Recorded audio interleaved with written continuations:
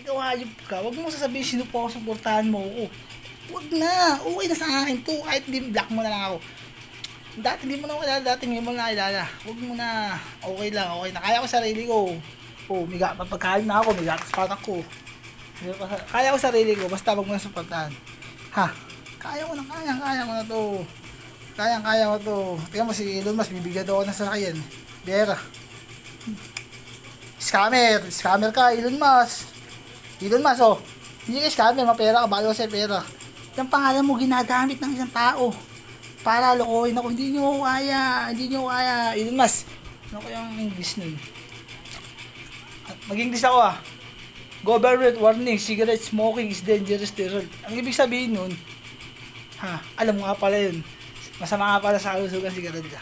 Basta ang akin, kung totoo ko, ipadala mo dito. Nandito sa Pilipinas. Boy pa ako. Tingnan mo, boy po. Hindi pa ako pinapatay, oh. Boy po, yun, oh. Pag binala mo yung pera mo yan, papamahagi ko yan. Papamahagi ko lang din yan. Kahit magtira lang ako ng 10 piso. At bibili akong kotse. Bibigyan mo ako ng pera. Tapos yung kotse. Bibili akong kotse sa iyo para bumili siya yung pera. Tapos, lahat ng pera, pamimigay ko lang dito. Bahala kayo kung anong gawin nyo. Basta, magtila ako ng 1,000. 10 piso, ayos na ako. Magawa kang gusto ko. Hindi mahalagang pera. Eh, totoo, walang pera. Ayun, kita mo na. Oh. Motor ko, nakasala, 2.4, 2.5. 2.5 nakasala ang motor ko. Tutubusin ko ng 5,000 yan, hanggang 10,000. Tutubusin ko yan. Ito nga, kuya, kasi wala magkukota, isa ako magnakaw. O magtulak, o nagtulak. Yari talaga, kulong na ako ngayon. Basta si Sir Dan, saludo ko si Sir Dan, napakabuti yung tao.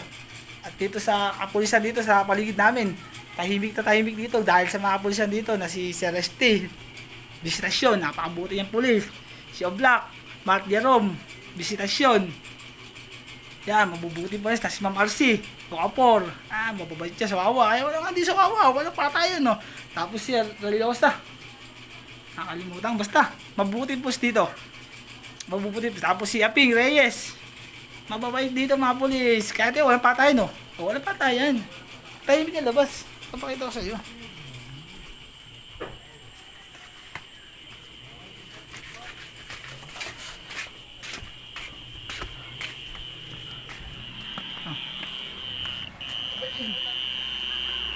Ang tambay mo. Oh. Peaceful yan. Sige, pag-out sa ano. Yan.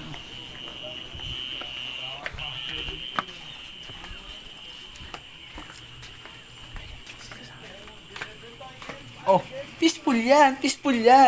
Napakatahimik sa barangay namin. Walang kakrimen-krimen, wala man lang away, walang ano. Kasi dahil pulis dito, malapit sa police station. Peaceful ang lugar namin. Sana buong Pilipinas ganito rin. Tulad diyan sa may lugar niya sa Manila.